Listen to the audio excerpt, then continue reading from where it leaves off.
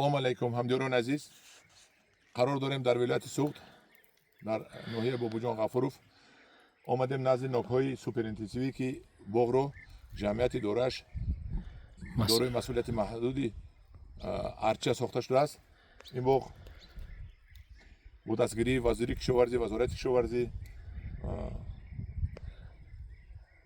رئیس ناحیه، رئیس ولایت که همه توجه کردن حاضر برای بنیان نمودن باغ‌های سوپر اینتنسیوی در تاجیکستان تحت نظارت البته رهبر دولتمون قرار دارد که پیشروی تاجیکستان وابسته از استحصال بسیارتر و خوشصفت میوه‌ها وابستگی دارد.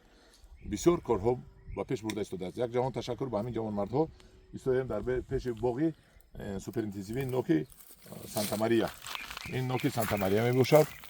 این نوک علاقه پخته آمده است و یک قسمش رو علاقه چینده فروختند و ببینید که من این نوکو هر یک متر یک متر یک تگی شنونده شده است. یک متر یک تگی شنونده شده است. من این پیش کلانتر شنوندگی بود با مبینش شنوندن و ستون 5 متر ستون باشد بگوانم 1 2 3 4 5 متر ستون است.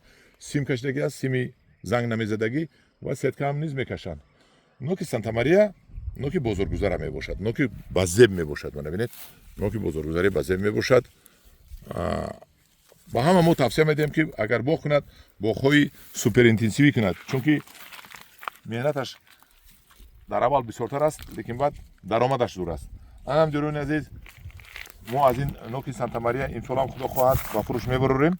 نمیدونم چند دونه با کدام معقول باشد یک تا لایک کنید، با تلفن 900 00 44 89 مراجعه کنید. در پناه خدا باشید.